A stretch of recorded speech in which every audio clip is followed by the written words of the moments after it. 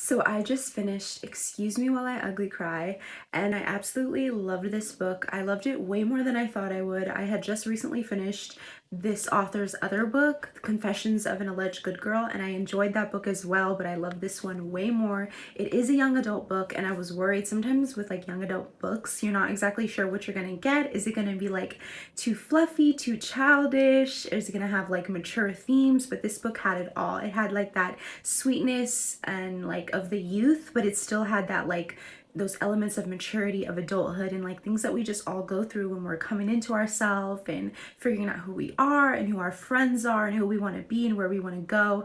And this book just touched on all of those topics. The romance that blossomed between the two main characters was so sweet. I really loved how it turned out. It was always like I felt like they were going to get together the whole time. Of course, you can always know and feel when you're reading or watching a movie or whatever, but at the same time I feel like it was just like a buildup, and it was just like a natural flow of like them building a friendship and getting to know each other and actually liking each other just as people, and then it blossoming into love. And then this main character, all about her just journey of like, I don't want to go into too much of the synopsis, but basically like she has this like, she makes lists in her journal of like things that have happened to her, things she wants to do, just super private things, and her journal gets out and someone blackmails her and is like, you need to finish and complete the things on this journal or I'm going to share it with the whole school. And she has all these secrets that she's basically trying to hide, so you can kind of see how things unravel from there.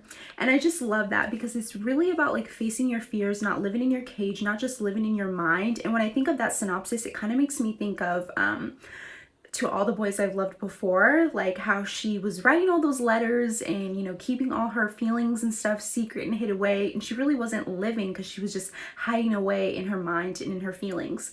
But with this book as well, it's similar to the sense that, you know, she's hiding away, but then she gets forced to be brave, to be bold and get out there. And, you know, it touches on being black and like having a different black experience, and it just touches on so many good things. Friendship, you know, going to college, all those things.